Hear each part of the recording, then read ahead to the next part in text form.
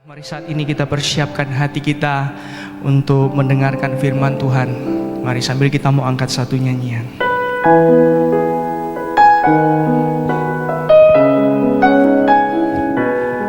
Terima kasih Tuhan. Pegang setiap tangan kami, berjalan bersama dengan kami Tuhan. Terima kasih Yesus. Haleluya. Ku hidup karena anugerah-Mu. Ku hidup karena anugerah-Mu. Tiada satupun dapat ku banggakan, semua karena cinta-Mu. Amin. Ini hidupku, pimpin jalanmu, Bimbing jalanku. kasih-Mu Mengubah hidupku. Kau memilihku Tuhan. Kau memilihku. Selamatkan hidup kami. Selamatkan hidup. Amin. Semua karena cinta-Mu. Ini hidup kami. Ini hidupku, pimpin jalanku Tuhan. Oh Yesus, Yesus pegang erat tanganku. Ku tak dapat hidup di luar kasih-Mu. Bapa, jangan tinggalkan aku. Kau alasan selama ku hidup. Kami ada sampai hari ini Tuhan, semua karena anugerah-Mu. Terima kasih Tuhan. Oh, tiada satu pun dapat ku banggakan, semua karena cinta-Mu. Karena cinta-Mu. Amin. Ini hidupku, pimpin jalanku. Oh Yesus, erat tanganku. Ku tak dapat hidup di luar kasih-Mu. Bapa, jangan tinggalkan aku. Engkau alasan selama ku hidup. Yesus pegang setiap tangan kami. Terima kasih Tuhan. Oh, ku tak dapat hidup di luar kasih-Mu. Bapa, jangan tinggalkan aku. Kau alasan selama ku hidup. Yesus, Yesus pegang tangan kami Tuhan. Kami tak dapat hidup di luar kasih-Mu Tuhan. Di luar, amin. Oh Bapa, jangan tinggalkan. Engkau alasan selama ku. Sekali lagi, oh Yesus, pegang erat. Kami tak dapat hidup di luar kasih-Mu Tuhan. Hanya kasih-Mu yang memampukan kami. Oh Bapa,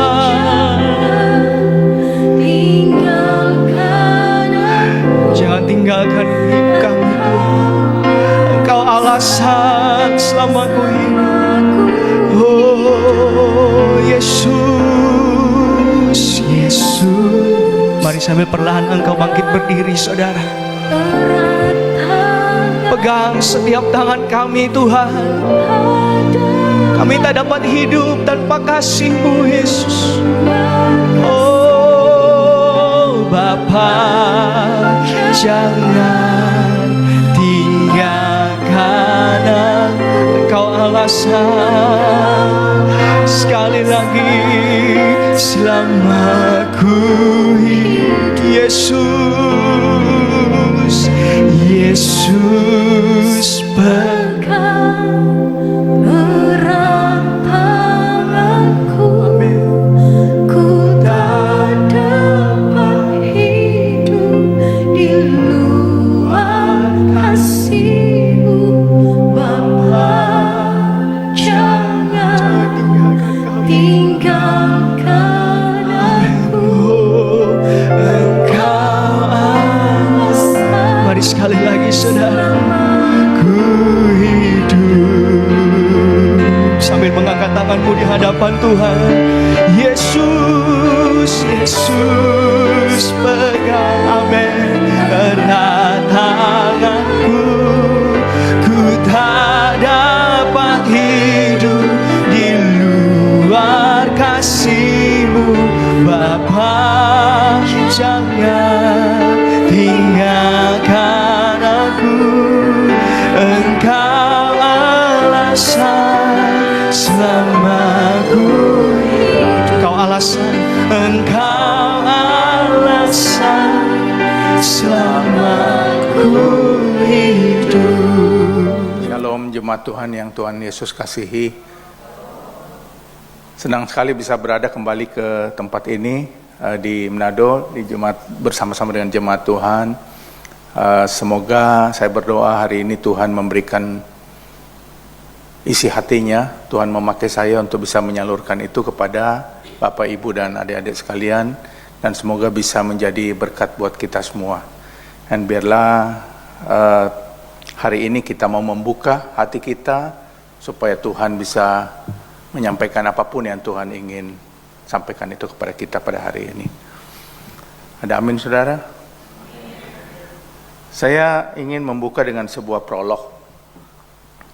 Setiap organisasi itu pasti punya values, pasti punya nilai-nilai. Setiap organisasi apapun bentuknya itu, apakah itu suatu negara, apakah itu business organization, perusahaan, itu pasti ada nilai-nilainya. Ya. Dan nilai-nilai itu biasanya dipakai sebagai panduan atau guidance untuk setiap orang yang berada di dalam organisasi itu menjalankan kehidupan sehari-hari. Contoh misalnya, negara kita Indonesia punya nilai-nilai, ya kan? Apa nilai-nilai? Ada 5. Pertama, ketuhanan. Kedua, kemanusiaan. Ketiga, persatuan. Keempat, kerakyatan, demokrasi kerakyatan. Yang kelima, keadilan sosial. Ya. Jadi setiap warga negara Indonesia itu wajib melaksanakan kelima hal ini. Pertama, ketuhanan. Makanya kita menolak paham-paham ateisme, komunisme, nggak boleh hidup di Indonesia. Karena kita percaya pada ketuhanan. Yang kedua, kemanusiaan. Makanya negara kita itu berlandaskan kemanusiaan yang adil dan yang beradab, ya. Sehingga tidak diperkenankan seseorang itu saling membunuh, tidak diperkenankan seseorang itu satu golongan menganiaya golongan yang lain, karena prinsip dasar hidup kita sehari-hari adalah kemanusiaan. Semua organisasi punya nilai-nilai. Militer pun demikian, TNI. Ada Sabta Marga, ada Sumpah Prajurit yang harus mereka terapkan dalam kehidupan sehari-hari. Pada tahun 2012 sampai 2017, saya berada pada suatu perusahaan. 2012 sampai 2018. Ya. Di mana di perusahaan itu ada 5 nilai-nilai yang wajib kita terapkan dalam kehidupan sehari-hari. Dan itu saya nggak bisa lupakan karena nilai-nilainya bagus sekali. Dari 5 nilai, 2 yang pertama itu saya sangat terkesan. Pertama adalah dapat dipercaya. Jadi waktu saya masuk perusahaan itu dan saya belajar tentang perusahaan itu, kan ada visi, ada misi, ada nilai-nilai. Nilai yang pertama itu membuat saya berpikir, wah keren sekali nilai-nilainya. Dapat dipercaya, nilai nomor 1. Nomor 2, mengupayakan yang terbaik. Jadi selama berada di perusahaan itu, saya selalu bertanya pada diri saya sendiri, apakah saya orang yang dapat dipercaya atau enggak? Dapat dipercaya oleh atasan, dapat dipercaya oleh bawahan, dapat dipercaya oleh teman sekerja. Karena prinsip nomor 1 dari perusahaan itu adalah dapat dipercaya. Waktu itu saya diminta membangun suatu bisnis yang dari nol, sama sekali nggak ada bisnis itu sebelumnya. Saya satu-satunya karyawan. Dan saya harus membangun bisnis, saya itu merekrut hampir 1.000 orang karyawan. Dan waktu merekrut 1.000 orang karyawan itu, selalu dalam interview, dalam proses wawancara, pertama itu saya menimbang-nimbang, menilai-nilai dan bertanya, apakah ini orang-orang yang dapat dipercaya atau enggak. Karena apa? Karena perusahaan tempat kita bekerja, prinsip nilai nomor 1-nya, dapat dipercaya. Saya nggak cari orang pintar, saya nggak cari orang hebat, saya cari orang yang dapat dipercaya, trustworthy. Nah, selama bekerja di situ, cara kita berpikir tiap hari itu mau ke kantor, saya bisa dipercaya enggak? Itu nilai-nilai yang mendasari beroperasinya suatu perusahaan. Nilai yang kedua juga bagus sekali, mengupayakan yang terbaik. Sehingga setiap kali selama bekerja di perusahaan itu, setiap kita itu dituntut untuk mengupayakan yang terbaik. Setiap hari ada tantangan, setiap hari pasti ada masalah. Tapi apa yang kita hadapi ketika menghadapi masalah itu, tidak membuat kita ngomel, ngedumel, marah-marah dan sebagainya, tetapi selalu cari jalan keluar, karena nilainya adalah mengupayakan yang terbaik, selalu mengupayakan yang terbaik. Jadi nilai-nilai itu ketika para founding fathers itu membentuk suatu organisasi, apakah itu tadi negara atau perusahaan, itu menentukan perilaku sehari-hari dari setiap individu yang ada di dalam organisasi itu. Semua punya nilai-nilai. Gereja punya, organisasi gereja juga punya. Tahun 96 saya mulai pertama kali bekerja di sebuah bank. Pertama kali tahun 96, berarti itu hampir 30 tahun yang lalu ya. Nah, dari 5 nilai-nilainya, saya tuh terkesan sekali dengan salah satu nilai, kalau nggak salah yang ketiga atau yang keempat. Ya. Kata-katanya begini, pekerjaan esok hari diselesaikan hari ini. Itu nilai itu ketika saya baru mulai bekerja, itu merubah hidup saya sampai hari ini. Saya menjadi orang yang tidak suka menunda-nunda. Kalau bisa semua diselesaikan. Kalau perlu pekerjaan besok hari kita selesaikan hari ini. Itu karena apa? Karena saya terkesima dengan salah satu nilai dari perusahaan tempat saya bekerja dulu pertama kali tahun 96. Pekerjaan esok hari diselesaikan hari ini. Jadi saya nggak pernah nunda kerjaan. Semua diselesaikan dengan cepat. Hari ini harus selesai, kalau perlu yang besok selesaikan hari ini. Betapa pentingnya suatu nilai-nilai diterapkan di dalam kehidupan kita sehari-hari. Karena nilai itu adalah guidance, panduan bagi kita untuk berperilaku setiap hari. Nah, sebagai orang percaya, sebagai anak Tuhan, pernahkah kita berpikir apa sih nilai-nilainya Tuhan yang Tuhan taruh di dalam kehidupan kita? Apa sih yang Tuhan inginkan? Apa sih yang Tuhan sudah taruh menjadi panduan agar kita itu bisa melakukannya setiap hari dalam hubungan kita bersama dengan Tuhan, dalam perilaku kita sebagai anak Tuhan, sebagai murid Tuhan. Saya pernah bertanya dengan teman saya, apa sih menurut kamu nilai-nilainya Tuhan? Dijawab kasih. Enggak salah, Tuhan adalah kasih. Bahkan di dalam Alkitab disebutkan karena begitu besar kasih Allah akan dunia ini. Tuhan adalah kasih. Tuhan Yesus mengajarkan apa? Dua hukum yang terutama. Kasihilah Tuhan Allahmu dengan segenap hatimu, dengan segenap jiwamu, dengan segenap akal budimu. Dan hukum yang kedua, kasihilah sesamamu manusia seperti dirimu sendiri. Itu semua adalah nilai-nilainya Tuhan. Tapi hari ini saya ingin membawa Bapak Ibu adik-adik sekalian ke dalam salah satu nilainya Tuhan yang Tuhan taruh. Tuhan berikan pencerahan itu kepada saya beberapa waktu yang lalu. Yaitu taat. Taat ini gampang sekali disebutkan. Hanya dua huruf. T dan A, taat. Obey. Tetapi susah sekali dilakukan. Taat, obey, atau ketaatan, obedience, ya, itu adalah hal yang susah sekali dilakukan. Tapi Tuhan sudah menjadikan ini sebagai value-nya Dia sejak pertama kali manusia diciptakan. Sejak pertama kali manusia diciptakan, Tuhan tuh menetapkan ini menjadi satu value yang harus diikuti oleh manusia yang ada di dunia saat itu, yaitu Adam dan Hawa. Ketika Tuhan menempatkan Adam dan Hawa di Taman Eden, Tuhan membuat suatu aturan. Semua pohon dalam taman ini boleh kamu makan buahnya dengan bebas. Kecuali pohon yang di tengah-tengah taman itu, pohon pengetahuan yang baik dan jahat, tidak boleh kamu memakannya. Karena pada hari kamu memakannya, kamu akan mati. Tuhan buat rules, Tuhan buat aturan. Ya. Saya pikir-pikir ya, aturannya Tuhan ini gampang atau susah dilakukan? Mana yang lebih gampang kalau Tuhan bilang, semua pohon dalam taman ini boleh dimakan, kecuali satu pohon yang tidak boleh dimakan.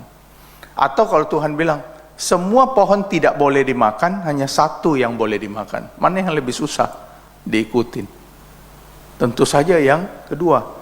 Tapi Tuhan tuh sudah membuat aturannya itu sedemikian rupa, begitu mudahnya untuk dicerna dan diikuti, ditaati oleh si Adam dan Hawa.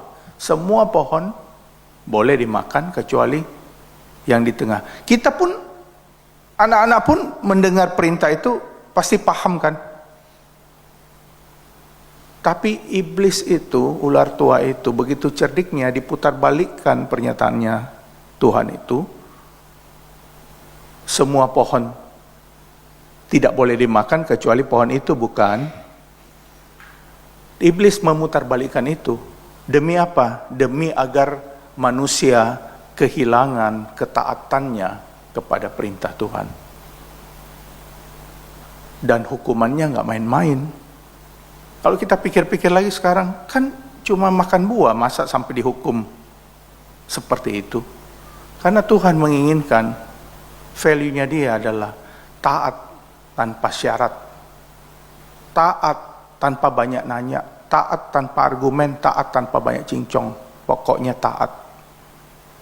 Itu bukan tentang buahnya, saya yakin buahnya nggak masalah, tapi Tuhan ingin ketaatan dari manusia ciptaannya. Dan hukumannya itu membuat kita semua hari ini, karena ketidaktaatan Adam dan Hawa itu, membuat miliaran manusia, generasi-generasi berikutnya termasuk kita, tidak hidup lagi di Taman Eden. Seandainya Adam dan Hawa taat, kita semua mungkin saat ini masih berada di Taman Eden, hidup dalam sukacita.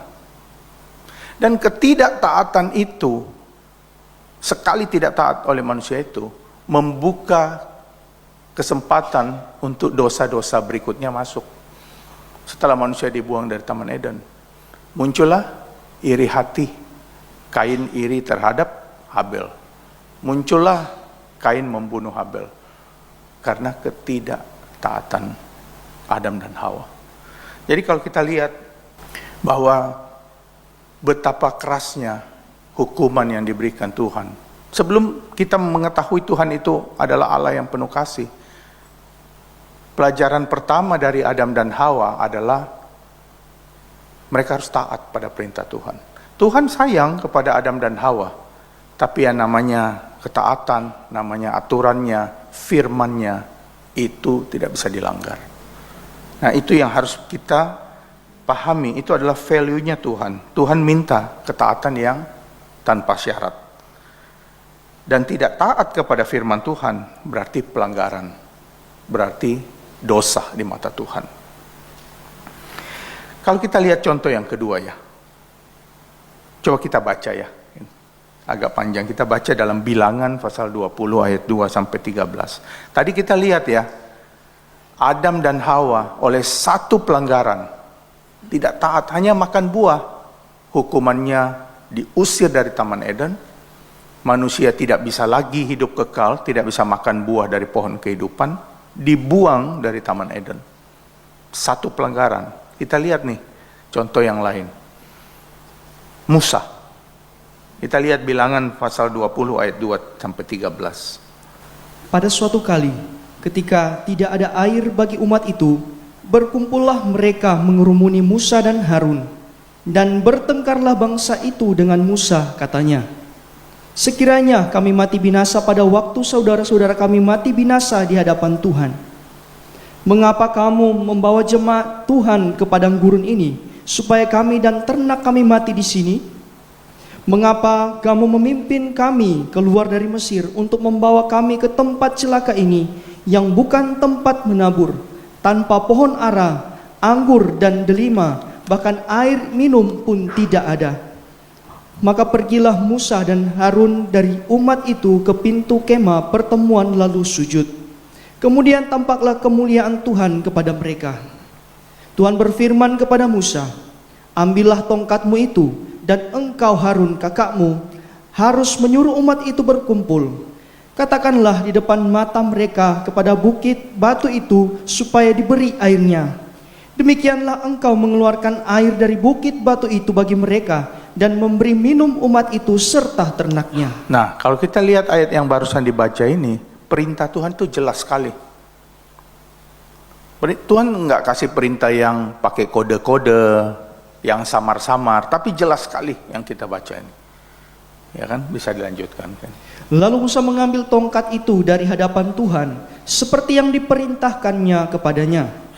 Ketika Musa dan Harun telah mengumpulkan jemaah itu di depan bukit batu itu, berkatalah ia kepada mereka, dengarkanlah kepadaku, hai orang-orang durhaka, apakah kami harus mengeluarkan air bagimu dari bukit batu ini? Sesudah itu Musa mengangkat tangannya, lalu memukul bukit batu itu dengan tongkatnya 2 kali, maka keluarlah banyak air, sehingga umat itu dan ternak mereka dapat minum.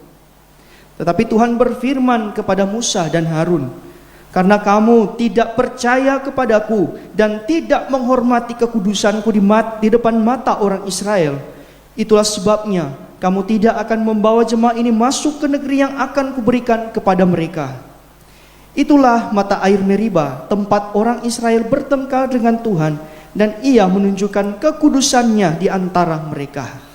Jadi Tuhan berfirman kepada Musa untuk supaya Musa berbicara kepada gunung batu itu, dan gunung batu itu mengeluarkan air. Tetapi karena Musa sedang emosi, sedang panas hati, marah kepada orang Israel, bukan marah kepada Tuhan, marah kepada orang Israel ini, kesal. Musa memukul gunung batu itu dengan tongkat, tidak sesuai dengan firman Tuhan. Dan apakah yang terjadi? Tuhan marah kepada Musa. Itu ketidaktaatan yang sangat fatal. Bayangkan ya, kalau kita pikirkan kembali, Musa ini sedang mengembalakan kambing domba di tanah Midian. Tuhan datang panggil Musa supaya Musa bisa memimpin orang Israel, membawa orang Israel keluar dari tanah Mesir menuju ke tanah perjanjian. Melalui proses itu, Musa itu nggak enak hidupnya, karena dia harus ngomong sama Firaun, dia harus menyaksikan Firaun dan orang Mesir kena tulah dan sebagainya. Banyak hal yang dia lalui dengan penuh kesulitan. Dan akhirnya mereka berhasil, Musa dan Harun berhasil membawa orang Israel keluar dari Mesir. Dalam perjalanannya menuju tanah perjanjian sudah hampir sampai, karena ini kitab Bilangan yang kita baca tadi. sudah hampir sampai masuk ke tanah perjanjian, satu kesalahan, ketidaktaatan fatal sekali akibatnya bagi Musa. Tidak masuk ke tanah perjanjian di mana dia udah memimpin orang Israel hampir 40 tahun berjalan melalui padang gurun. Sudah dekat garis finish, tidak masuk tanah perjanjian karena tidak taat kepada satu firman Tuhan yang sedemikian jelas disampaikan oleh Tuhan. Saudara, Musa ini pasti sudah berkali-kali mengalami pemberontakan orang Israel, berkali-kali mengalami kesulitan di padang gurun karena ini sudah dekat tanah perjanjian. Musa ini pasti sudah berkali-kali menemukan situasi tidak ada air. Bukan baru kali ini aja. Sudah berkali-kali.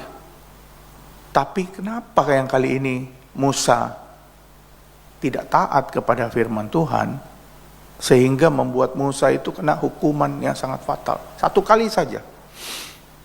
Padahal Musa berbicara dengan Tuhan muka dengan muka. Nah, kalau dipikir-pikir ya saudara, kita ini siapa ya dibandingkan Musa? Musa yang bertemu dengan Tuhan, berbicara dengan Tuhan secara langsung, tidak taat satu kali, hukumannya sangat fatal.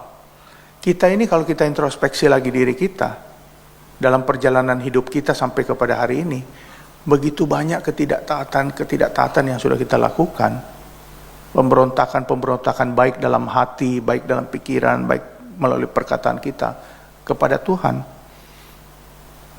Kalau kita ini seperti Musa, betapa banyak hukuman yang sudah kita terima dalam perjalanan hidup kita ini. Kalau kita renungkan lagi ya, Musa ini nggak masuk garis finish, kayak orang sudah dekat sekali tapi nggak masuk garis finish. Dan saya yakin karena Musa hidup dekat dengan Tuhan, mungkin walaupun tidak diceritakan, berkali-kali Musa minta sama Tuhan, Tuhan boleh masuk ke tanah perjanjian, boleh nggak masuk tanah perjanjian. Saya yakin Musa hatinya sangat ingin.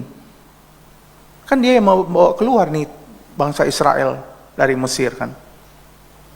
Kita baca coba ceritanya di dalam Ulangan pasal 3 ayat 23 sampai 27 ya.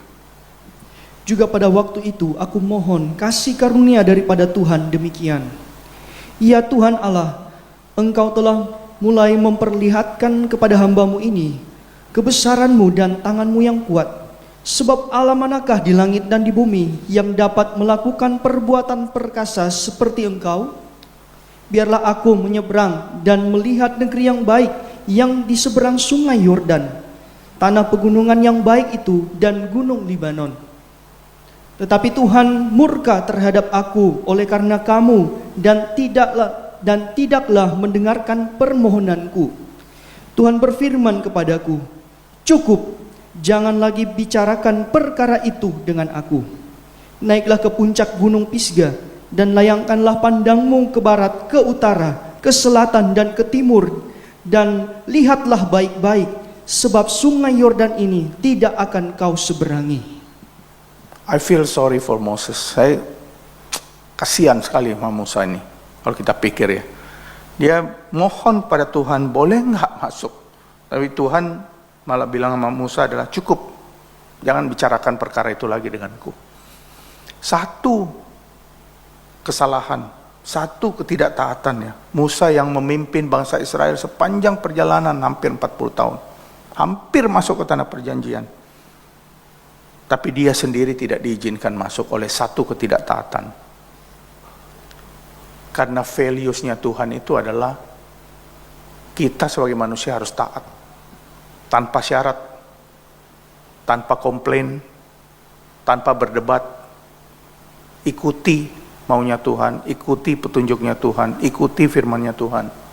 Jangan sampai kita dalam kehidupan kita sebagai orang Kristen sudah hampir masuk ke tanah perjanjian itu, nggak sampai masuk seperti Musa karena ketidaktaatan.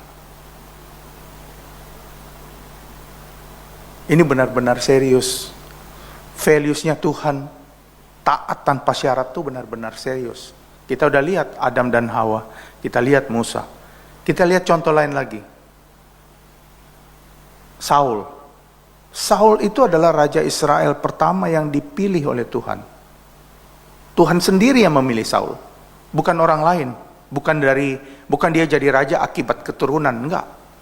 Tuhan sendiri. Kalau kita lihat ya di dalam 1 Samuel pasal 9 ayat 15 sampai 17. Ini kata-kata Tuhan. Tuhan sendiri yang memilih Saul. 1 Samuel 9 ayat 15 sampai 17.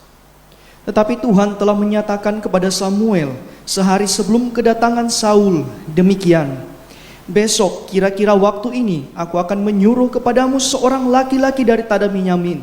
Engkau akan mengurapi dia menjadi raja atas umatku Israel, dan ia akan menyelamatkan umatku dari tangan orang Filistin. Sebab aku telah memperhatikan sengsara umatku itu, karena teriakannya telah sampai kepadaku. Ketika Samuel melihat Saul, maka berfirmanlah Tuhan kepadanya, inilah orang yang kusebutkan kepadamu itu. Orang ini akan memegang tampuk pemerintahan atas umatku. Dari ayat-ayat yang kita baca ini, kita tahu bahwa sesungguhnya Saul itu dipilih sendiri oleh Tuhan. Tapi ketidaktaatan Saul itu, nanti kita bisa lihat, itulah membuat Tuhan menolak, Tuhan kecewa terhadap Saul. Kalau kita baca perikop dari 1 Samuel pasal 13, perikopnya saja, ketidaktaatan Saul waktu orang Filistin datang menyerang. di situ ada disebutkan ketidaktaatan Saul, perikop pasal 13. Kemudian kita baca lagi perikop, hanya selisih satu pasal, perikopnya 1 Samuel pasal 15. Saul ditolak sebagai raja. Pasal 13 1 Samuel dikatakan Saul tidak taat. Jadi pasal 9 tadi Tuhan memilih Saul, Tuhan mengangkat Saul menjadi raja. Dalam pasal 13 1 Samuel, perikopnya mengatakan ketidaktaatan Saul. Dalam 1 Samuel pasal 15, perikopnya Saul ditolak. Begitu cepat orang yang dipilih dan diurapi Tuhan menjadi tidak taat, ditolak oleh Tuhan. Kalau kita baca yang pasal 15 ayat 10 dan 11, Tuhan berkata begini. Tadi kan pasal 9 kita lihat Tuhan memilih Saul. Apakah Tuhan salah memilih? Enggak, tapi kan manusia diperlengkapi dengan kehendak bebas. Nah, manusia ketika sama dengan Adam dan Hawa, ketika menjadi tidak taat kepada Tuhan, seperti dilihat pasal 13, dalam pasal 15-nya Saul sudah ditolak. Kita baca ayat 10 dan 11. Lalu datanglah firman Tuhan kepada Samuel demikian, aku menyesal karena aku telah menjadikan Saul raja, sebab ia telah berbalik daripada aku dan tidak melaksanakan firman-Ku. Tuhan menyesal karena Saul tidak dengar-dengaran. Tuhan menyesal karena Saul tidak mengikuti petunjuknya Tuhan, tidak mengikuti firman Tuhan. Tuhan katakan kepada Saul, basmi Amalek itu. Karena Amalek itu pernah menyusahkan orang Israel ratusan tahun sebelumnya. Basmi, kambing dombanya dibasmi. Saul meninggalkan kambing domba yang gemuk-gemuk. Alasannya apa? Alasannya nanti saya mau persembahkan kepada Tuhan. Itu ketidaktaatan Saul. Tuhan berfirman, perintahnya Tuhan, basmi semua kambing domba mereka, ternak mereka, semua jangan ada yang disisakan.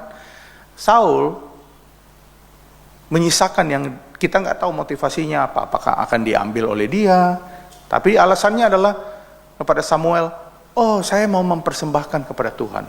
Ayat 22 kita baca ini penting sekali, ayat 22. Tetapi jawab Samuel, apakah Tuhan itu berkenan kepada korban bakaran dan korban sembelihan, sama seperti kepada mendengarkan suara Tuhan? Sesungguhnya mendengarkan lebih baik daripada korban sembelihan, memperhatikan lebih baik daripada lemak domba-domba jantan. Ini ayat harus kita pegang betul dalam hidup kita. Memperhatikan firman Tuhan lebih baik daripada mempersembahkan korban sembelihan. Dengar-dengaran kepada Tuhan, mendengarkan itu lebih baik daripada lemak domba jantan. Banyak orang Kristen, banyak anak Tuhan berpikir kalau dia sudah memberi untuk pekerjaan Tuhan, memberi kepada gereja, yang penting dia sudah beri, maka Tuhan pasti sayang sama dia. Ayat ini dulu saya pun berpikir begitu. Kan saya sudah kasih persepuluhan. Oh, saya kan sudah beri persembahan. Di sini firman Tuhan tegas mengatakan, Tuhan lebih pengen kita itu dengar-dengaran kepada firman-Nya. Dikatakan ya, apakah Tuhan berkenan kepada korban bakaran dan korban sembelihan sama seperti mendengarkan suara Tuhan? Sesungguhnya mendengarkan lebih baik daripada korban sembelihan, memperhatikan lebih baik daripada lemak domba jantan. Saul ditolak Tuhan, dan seumur hidupnya setelah itu Tuhan meninggalkan dia, nggak pernah kembali lagi. Daud pernah berbuat salah, Tuhan masih mengasihi dia. Musa berbuat salah tadi, Tuhan mengasihi dia. Saul tidak pernah Tuhan kembali lagi, bahkan hidupnya dipenuhi oleh roh jahat. Sampai hari matinya dia dikuasai oleh roh jahat, sampai dia mati bunuh diri. Betapa tragisnya hidup orang yang tidak taat kepada perintah Tuhan, tidak taat kepada firman Tuhan. Dijauhkan kiranya ini daripada kita semua jemaat Tuhan. Oleh sebab itu, kita harus hidup dalam ketaatan kepada Tuhan. Karena ketidaktaatan, kadang-kadang kita pikir cuman kecil saja. Tapi kalau itu bagi Tuhan matter, bagi Tuhan penting, maka apa yang kita lakukan itu tidak berkenan kepada Tuhan. Dan kita bisa sebutkan banyak contoh lagi di Alkitab. Yunus disuruh pergi ke Niniwe. Dia pergi ke Tarsus. Itu dikatakan dalam kitab Yunus, Tuhan memburu dia. Satu ketidaktaatan. Kalau dipikir ya, disuruh ke Niniwe, pergi ke Tarsus. Yunus kan tidak membunuh orang, Yunus tidak berbuat jahat pada orang, Yunus tidak melakukan hal-hal yang tidak sesuai dengan firman Tuhan. Tapi satu ketidaktaatan. Disuruh ke Niniwe, dia pergi ke Tarsus, Tuhan memburu dia. Hampir satu kapal mati karena Yunus. Orang mungkin yang di kapal itu tidak tahu menahu ada kejadian apa. Ada persoalan antara Yunus dan Tuhan. Dan kalau hari itu Yunus tidak bertobat, satu kapal tenggelam. Jadi penting sekali kita perhatikan hal-hal ini. Betapa Tuhan menginginkan dengar-dengaran. Tuhan menginginkan ketaatan dari kita setiap anak-anaknya. Kalau tadi kita lihat contoh-contoh orang yang tidak taat, mari kita lihat contoh sekarang orang yang benar-benar sungguh-sungguh taat kepada firman Tuhan. Kalau kita baca ya, kita tahu ya, Abraham itu orang yang sungguh-sungguh taat dan mengasihi Tuhan. Ketaatannya dan kepercayaannya kepada Tuhan sungguh di atas manusia rata-rata. Nggak masuk di akal kita. Kita tahu kisahnya bagaimana Tuhan berjanji kepada Abraham, keturunanmu akan menjadi seperti bintang di langit banyaknya, keturunanmu akan seperti pasir di laut banyaknya. Tuhan bicara sama Abraham gitu. Abraham percaya nggak?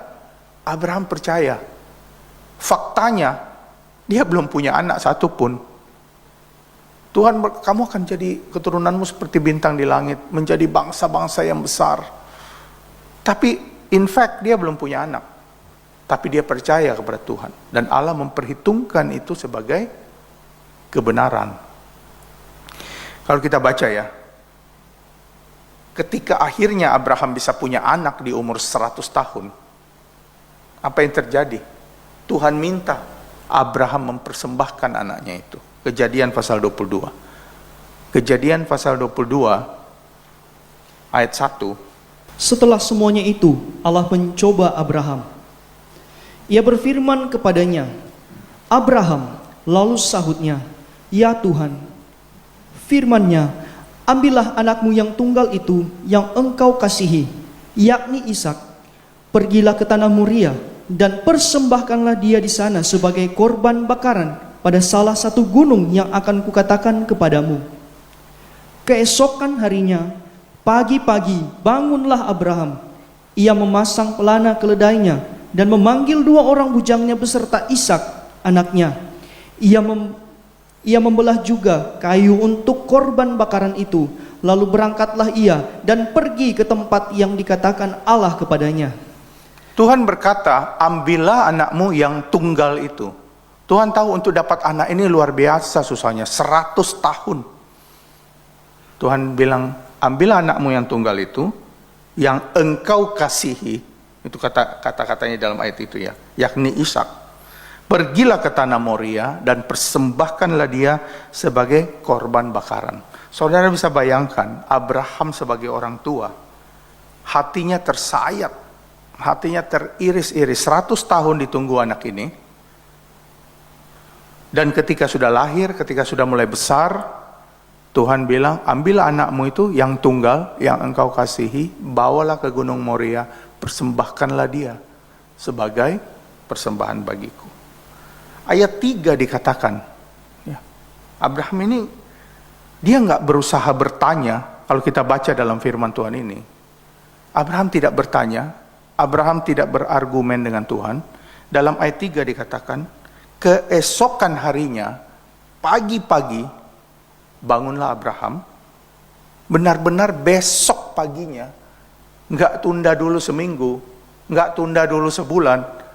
Hari ini Tuhan berfirman, besok pagi-pagi Abraham bangun, dipersiapkan semuanya, bujangnya, anaknya, belah kayu, jalan. Nggak ada bantah-bantahan sama Tuhan, nggak ada perlawanan, benar-benar taat, benar-benar nurut, benar-benar ikut maunya Tuhan. Ya, luar biasa ya. Seringkali kita di dalam hidup kita sebagai anak Tuhan, kita ketika disuruh oleh Tuhan sesuatu, kita berargumen. Kita bilang, tapi kan enggak, tapi kan begini, tapi kan begitu. Kita enggak benar-benar turut apa katanya Tuhan. Bahkan seringkali kita mengulur-ngulur. Misalnya Tuhan suruh kita melakukan sesuatu, kasih persembahan, kita mengulur-ngulur, kita menunda-nunda. Abraham memberikan contoh kepada kita. Besok paginya nggak pakai banyak cincong, nggak pakai banyak argumen, nggak pakai banyak tanya pada Tuhan. Makanya kalau kita baca dalam Yakobus ya, coba kan kita baca di Yakobus pasal 2 ayat 21. Bukankah Abraham bapa kita dibenarkan karena perbuatan-perbuatannya ketika ia mempersembahkan Ishak anaknya di atas mezbah? Jadi ini Yakobus ini adalah kejadian ribuan tahun setelah Abraham. Ya kan? Lebih dari 2000 tahun setelah Abraham. Masih dibahas oleh manusia yang hidup setelah 2000 tahun kemudian, bahwa kejadian dulu ketika Abraham taat, Abraham mempersembahkan Ishak, itu masih dibahas 2000 tahun kemudian. Ayat 23.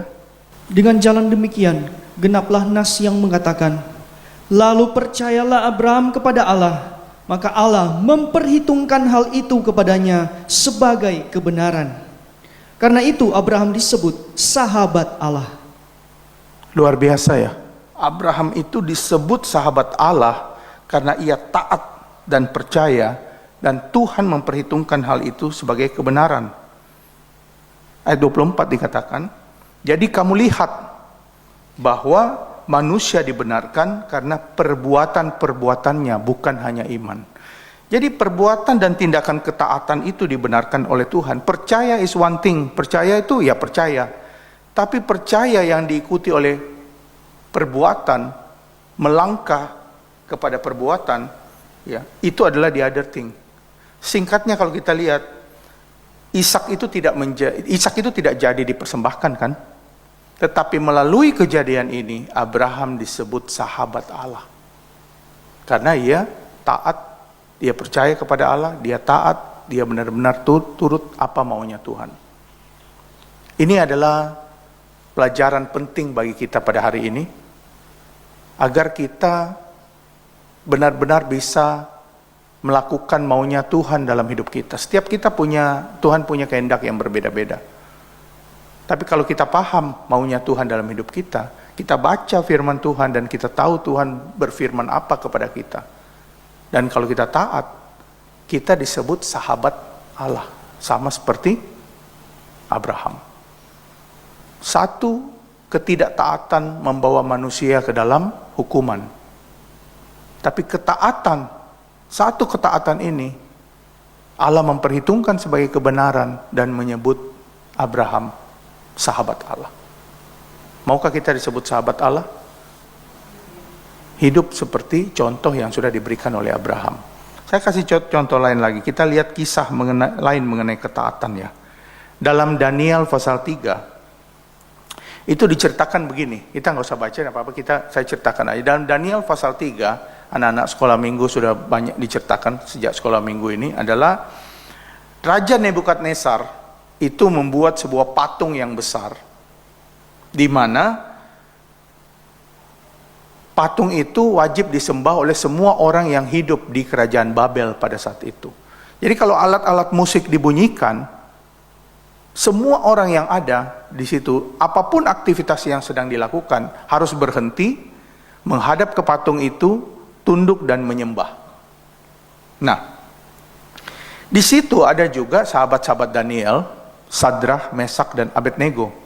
Mereka ini adalah anak-anak muda Ibrani yang dibawa, yang dibuang, ditawan ke tanah Babel. Dan mereka, kalau orang-orang Ibrani itu, sejak kecil mereka sudah belajar mengenai Taurat. Sejak kecil mereka sudah tahu dan mereka sudah menerapkan apa yang menjadi Tauratnya Musa. Jangan ada padamu Allah lain. Itu udah ada di dalam Torah, di dalam Taurat. Jangan tunduk menyembah jangan membuat patung apapun, menyerupai apapun, jangan tunduk menyembah kepadanya. Itu sudah ada di dalam Torah. Setiap hari anak-anak Ibrani ini dari usianya masih kecil sampai dewasa, mereka membaca Torah. Setiap hari mereka memperkatakan Torah itu, memperkatakan Taurat itu siang dan malam, ya. Dan mereka hidup menurut pedoman yang diberikan oleh Torah Musa. Nah, kalau kita lihat waktu mereka dapat perintah dari raja, mereka lagi ada di tanah Babel. Dan ketika mereka dapat perintah dari Raja Nebukadnezar bahwa siapapun yang berada di situ pada saat alat musik dibunyikan, tunduk kepada patung yang besar yang dibuat oleh Raja Nebukadnezar itu. Tetapi hal itu tidak sesuai dengan Taurat. Karena Tauratnya mengatakan jangan ada padamu Allah lain, jangan membuat patung menyerupai apapun, dan jangan tunduk menyembah kepadanya. Itu adalah ujian terhadap ketaatan mereka terhadap perintah yang Tuhan sampaikan kepada Musa yang ditulis di dalam Taurat. Kalau kita mau baca ya, kita coba baca deh Daniel pasal 3 ayat 13 sampai 28. Ini kisah luar biasa nih. Daniel pasal 3 ayat 13 sampai 28. Sesudah itu, Nebukadnezar memerintahkan dalam marahnya dan geramnya untuk membawa Sadrak, Mesak, dan Abednego menghadap. Setelah orang-orang itu dibawa menghadap raja, berkatalah Nebukadnezar kepada mereka, "Apakah benar, hai Sadrak, Mesak, dan Abednego, bahwa kamu tidak memuja dewaku dan tidak menyembah patung emas kudirikan itu? Sekarang jika kamu bersedia, demi kamu mendengar bunyi sangkakala, seruling, kecapi, rebab, gambus, serdam, dan berbagai-bagai jenis bunyi-bunyian, sujudlah menyembah patung yang kubuat itu. Tetapi jika kamu tidak menyembah, kamu akan dicampakkan seketika itu juga ke dalam perapian yang menyala-nyala. Dan dewa manakah yang dapat melepaskan kamu dari dalam tanganku?" Lalu Sadrak, Mesak, dan Abednego menjawab Raja Nebukadnezar, "Tidak ada gunanya bagi kami memberi jawab kepada tuanku dalam hal ini. Jika Allah kami yang kami puja sanggup melepaskan kami, maka ia akan melepaskan kami dari perapian yang menyala-nyala itu dan dari dalam tanganmu, ya Raja. Tetapi seandainya tidak, hendaklah tuanku mengetahui, ya Raja, bahwa kami tidak akan memuja dewa tuanku dan tidak akan menyembah patung emas yang tuanku dirikan itu." Maka meluaplah kegeraman Nebukadnezar. Air mukanya berubah menjadi Air mukanya berubah terhadap Sadrak, Mesak, dan Abednego. Lalu diperintahkannya supaya perpian itu dibuat 7 kali lebih panas dari yang biasa. Kepada beberapa orang yang sangat kuat dari tentaranya, dititahkannya untuk mengikat Sadrak, Mesak, dan Abednego dan mencampakkan mereka ke dalam perapian yang menyala-nyala itu. Lalu diikatlah ketiga orang itu dengan jubah, celana, topi, dan pakaian-pakaian mereka yang lain, dan dicampakkan ke dalam perapian yang menyala-nyala.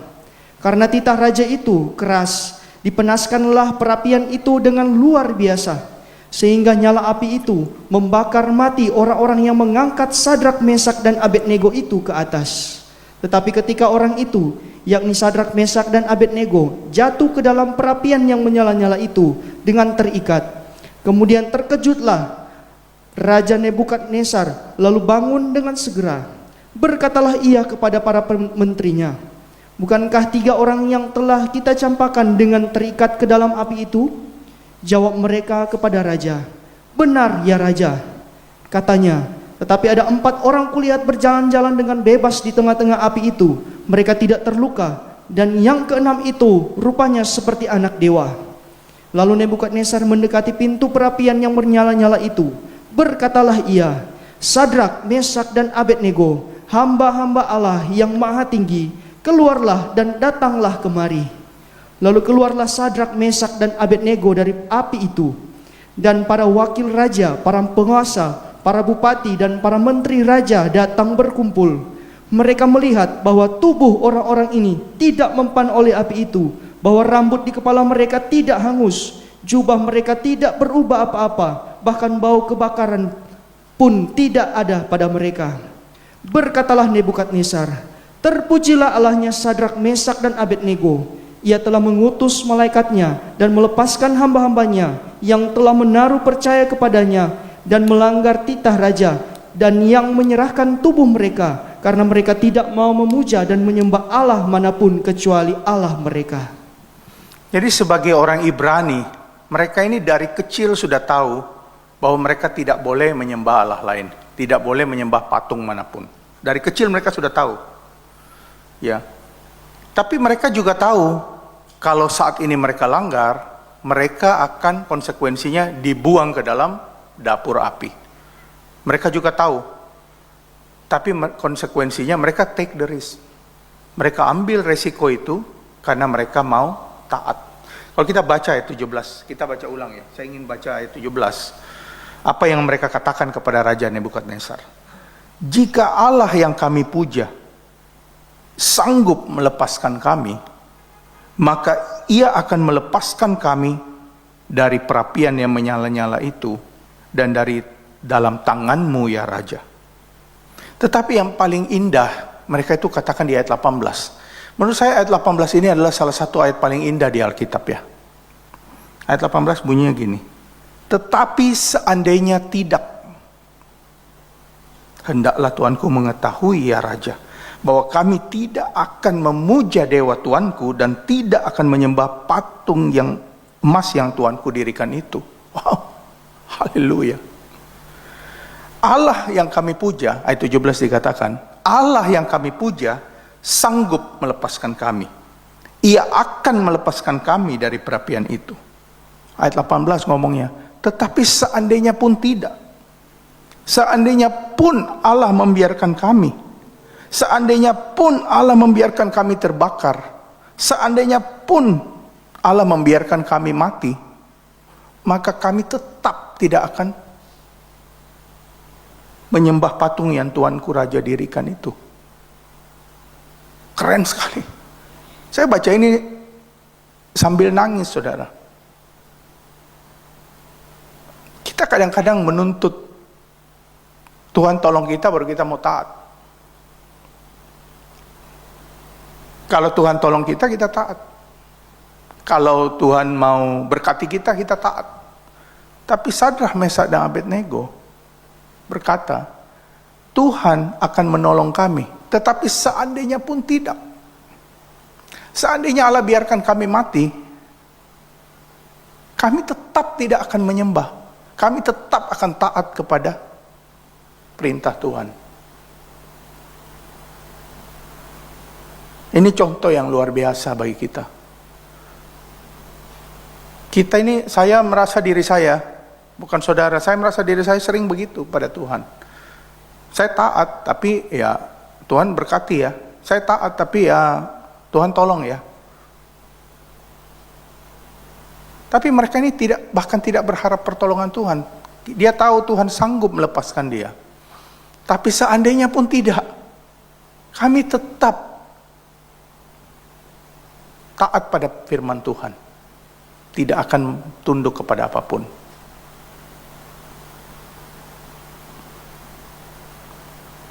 Inilah ketaatan yang tanpa syarat, ketaatan yang absolut. Luar biasa ya.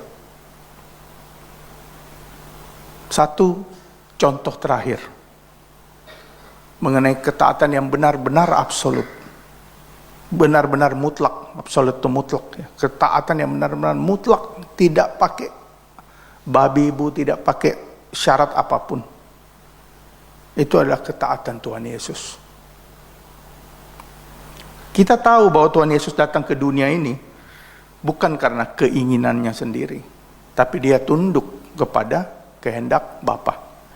Di dalam Yohanes pasal 6 ayat 38. Dalam Yohanes 6 ayat 38. Sebab aku telah turun dari surga, bukan untuk melakukan kehendakku, tetapi untuk melakukan kehendak Dia yang telah mengutus aku. Jadi Tuhan Yesus datang ke dalam dunia ini bukan karena kehendaknya sendiri, tapi kehendak Bapa. Ada satu grand design yang sudah Tuhan Allah Bapa rancang sejak manusia jatuh ke dalam dosa. Suatu karya penebusan yang ajaib, karya penebusan yang agung, agar setiap manusia diselamatkan. Yang percaya kepadanya diselamatkan dan beroleh hidup yang kekal. Dan di dalam Yohanes 14-17 berkali-kali Tuhan Yesus mengatakan bahwa dia datang karena kehendak Bapa. Datang ke dalam dunia ini karena kehendak Bapa. Tuhan Yesus tunduk sepenuhnya pada kehendak Bapa. Malam itu ya, di Taman Getsemani, dikatakan dalam firman Tuhan, hatinya begitu takut, hatinya begitu gentar. Kata-kata dalam firman Tuhan adalah seperti mau mati saja rasanya. Tuhan Yesus berdoa, keringatnya keluar seperti darah, dan dia berkata pada Bapa, ya Bapa, jikalau sekiranya mungkin, biarlah cawan ini berlalu daripadaku. Tetapi bukan kehendakku yang jadi, tapi kehendak Bapa yang jadi. Tuhan Yesus tahu dia akan menghadapi sebagai manusia hari terburuk dalam hidupnya. Dia akan disiksa, dia akan dipukulin, dia akan ditinggalkan, dia akan disalib. Yang paling sakit buat dia adalah dia tahu Bapa akan meninggalkan dia karena dia memikul dosa-dosa seisi dunia dan Bapa tidak tahan melihat dosa itu. Dan dia tahu bahwa setelah itu dia mati, dia harus turun selama 3 hari di alam maut. Selama 3 hari. Makanya hatinya sangat gentar. Tapi dia tetap ngomongnya, bukan kehendakku yang jadi, melainkan kehendakmu lah yang jadi. Semua apa yang Tuhan Yesus lakukan itu cuman satu kata aja, taat. Dia taat kepada perintah Bapa yang menyuruh dia turun ke dalam dunia, mati di kayu salib buat kita semua, supaya kita semua ditebus dari dosa dan kesalahan kita yang dibuat oleh nenek moyang kita, bahkan dibuat oleh kita sendiri. Dan Tuhan Yesus taat tanpa syarat. Kita baca di dalam Filipi pasal 2 ayat 5-11. Kita baca baik-baik ayat demi ayat, karena ini menurut saya juga adalah ayat yang luar biasa di dalam Alkitab kita ini. Filipi pasal 2 ayat 5-11. Hendaklah kamu dalam hidupmu bersama menaruh pikiran dan perasaan yang terdapat juga dalam Kristus Yesus, yang walaupun dalam rupa Allah tidak menganggap kesetaraan dengan Allah itu sebagai milik yang harus dipertahankan, melainkan telah mengosongkan dirinya sendiri dan mengambil rupa seorang hamba dan menjadi sama dengan manusia. Dan dalam keadaan sebagai manusia, ia telah merendahkan dirinya dan taat sampai mati, bahkan sampai mati di kayu salib. Itulah sebabnya Allah sangat meninggikan dia dan mengaruniakan kepadanya nama di atas segala nama, supaya dalam nama Yesus bertekuk lutut segala yang ada di langit dan yang ada di bumi dan yang ada di bawah bumi, dan segala lidah mengaku Yesus Kristus adalah Tuhan, bagi kemuliaan Allah Bapa. Kita coba lihat ayat ini satu persatu ya. Pertama dikatakan, Yesus yang adalah Allah, yang dalam rupa Allah, tidak menganggap kealahannya itu sebagai sesuatu yang harus dipertahankan. Kadang kita manusia itu baru kaya sedikit, baru sukses sedikit, baru terkenal sedikit, lagaknya sudah luar biasa heboh. Kita perlu belajar pada Yesus. Dia walaupun Allah, dalam rupa Allah, dia tidak menganggap kesetaraan dengan Allah itu sebagai sesuatu yang harus dia pertahankan. Dikatakan, melainkan ia telah mengosongkan dirinya. Jadi pertama dia anggap dirinya nol, kosong, nihil, nothing. Dia menganggap dia walaupun rupa Allah, gak ada apa-apanya. Sanggupkah kita mengosongkan diri kita, semua ego kita, seperti Yesus? Saya pun minta ampun sama Tuhan, susah sekali melakukan hal ini. Jadi pertama dia walaupun dalam rupa Allah tidak menganggap kesetaraan dengan Allah sebagai milik yang harus dipertahankan. Dia kosongkan dirinya. Yang kedua dikatakan, setelah mengosongkan dirinya, ia mengambil rupa seorang hamba. Ia menjadikan dirinya hamba. Di dalam kitab Yesaya dikatakan, sebagai hamba, ia seperti anak domba yang dibawa ke pembantaian. Seperti induk domba yang keluh di depan orang yang menggunting bulunya, ia tidak membuka mulutnya. Sebagai hamba, gak usah banyak omong, diam. Seperti anak domba yang dibawa ke pembantaian, seperti induk domba yang keluh, yang diam ketika orang menggunting bulunya. Jadi pertama Tuhan Yesus mengosongkan dirinya. Kemudian kedua, dia mengambil rupa seorang hamba. Yang ketiga, dikatakan, dan menjadi sama dengan manusia. Di luar nalar kita, Allah menjadi manusia. Itu mungkin ibaratnya sama dengan manusia menjadi kecoa. Allah jadi manusia. Jadi Yesus mengosongkan dirinya, mengambil rupa seorang hamba, jadi turun ya, menjadi sama dengan manusia. Dikatakan lagi, yang keempat dalam ayat berikutnya, dan dalam keadaan sebagai manusia, ia telah merendahkan dirinya dan taat sampai mati. Jadi Allah tidak menganggap dia sebagai Allah, mengosongkan dirinya, bukan siapa-siapa, mengambil rupa hamba, yang dikatakan hamba itu diam, tidak membuka suaranya di depan orang yang menggunting bulunya, menjadi sama dengan manusia. Dan yang keempat dikatakan, dalam keadaannya sebagai manusia, ia telah taat sampai mati. Yang kelima, taat sampai mati di kayu salib. Jadi dari Allah menjadi taat sampai mati di kayu salib. Kita aja nggak mati di kayu salib. Kita berharap suatu hari kita meninggal dalam damai sejahtera, telah meninggal dunia dengan tenang. Ya kan, selalu kata-katanya begitu kan.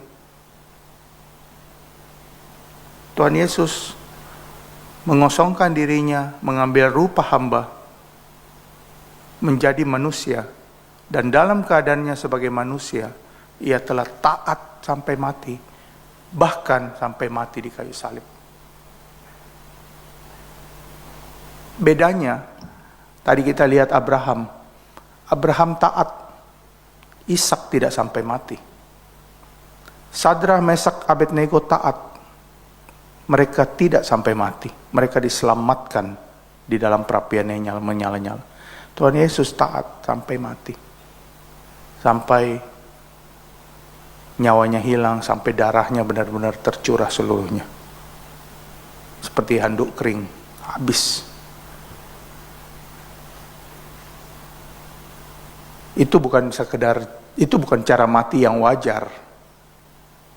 Kita gak ada yang matinya di salib. Itu bukan cara mati yang wajar sebagai manusia. Itu hukuman mati hanya buat penjahat atau pemberontak pada zaman itu.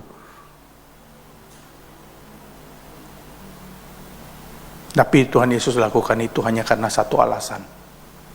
Dia taat kepada Bapa di sorga.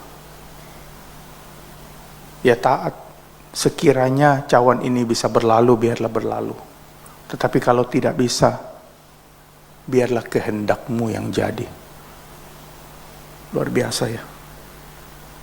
Itulah sebabnya dalam ayat berikutnya dikatakan, itulah sebabnya Allah sangat meninggikan dia.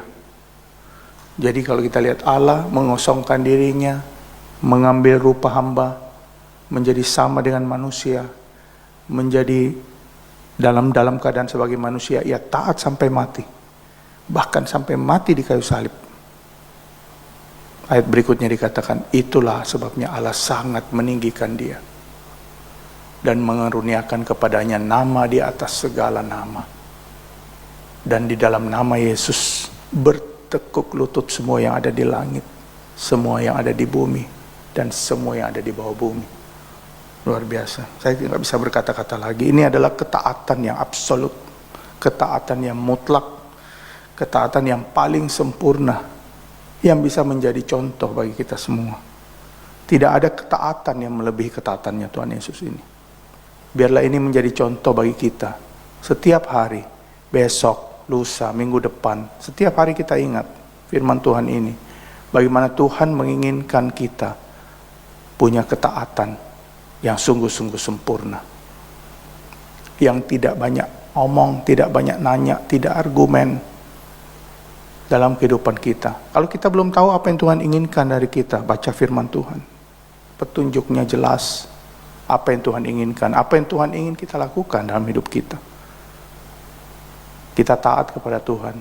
Dan kita sama seperti Abraham, disebut sahabat Allah. Kita sama seperti Sadrah, Mesak, dan Abednego. Kita bisa bilang bahwa kami tahu Tuhan pasti sanggup menolong kami. Tapi sekalipun tidak, kami akan tetap taat pada Tuhan. Apapun yang Dia inginkan dalam hidup kita. Mari kita bangkit beri. Ku mau mengikuti kehendak-Mu ya Bapa. Ku mau selalu menyenangkan hati-Mu. Ku mau mengikuti kehendak-Mu. Ku mau mengikuti